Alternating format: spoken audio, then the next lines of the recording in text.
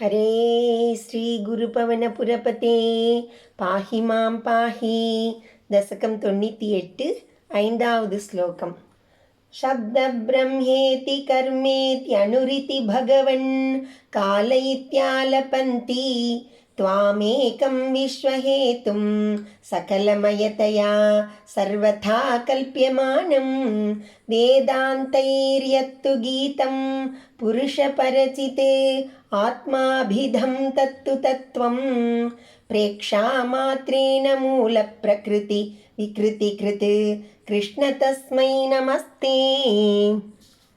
शब्द ब्रह्म इति कर्म इति अणुः इति भगवन् कालः इति आलपन्ति त्वाम् एकं विश्वहेतुं सकलमयतया सर्वथा कल्प्यमानं वेद अन्तैः यत् तु गीतं पुरुष पर चित् आत्मा अभिधं तत् तु तत्त्वं प्रेक्षा मात्रेण मूल प्रकृति विकृति कृत कृष्ण तस्मै நமஹ தே.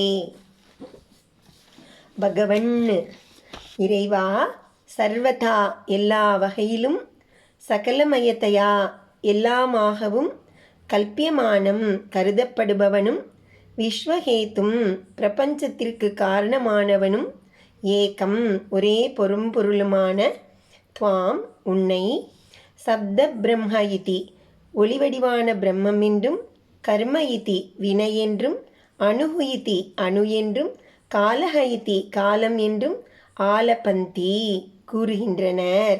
வேத அந்தைஹி உபனிஷதங்களால், புருஷ புருஷன், பர பரம்பொருள், சித்து பேரறிவு, ஆத்மா ஆத்மா என்றெல்லாம் அபிதம் கூறப்படுவது எத்து தூ எதுவோ, தத்து தத்துவம் தூ அந்த தத்துவமே, பிரேக்ஷா மாத்திரேன கண் நோக்கினாலேயே, மூலப்பிரகிருதி மூலப்பிரகிருதியினிடத்தில் மாயையினிடத்தில், விக்ருதி கிருத்து பற்பல மாற்றங்களை தோற்றுவிப்பது என்றும் கீதம் கூறப்படுகிறது.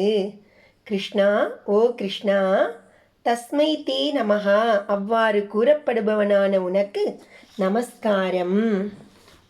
பகவானே, உலகிற்கு காரணம் சப்த பிரம்மம் என்றும், கர்மம் என்றும், அணு என்றும், காலம் என்றும் அனைத்தின் மயமாயிருப்பதால் உம்மை ஒருவரையே அப்படியெல்லாம் கூறுகின்றனர்.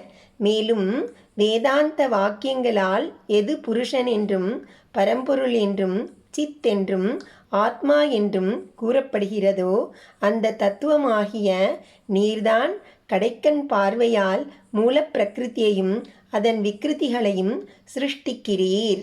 கிருஷ்ணா, அப்படியெல்லாம் விளங்கும் உமக்கு நமஸ்காரம்.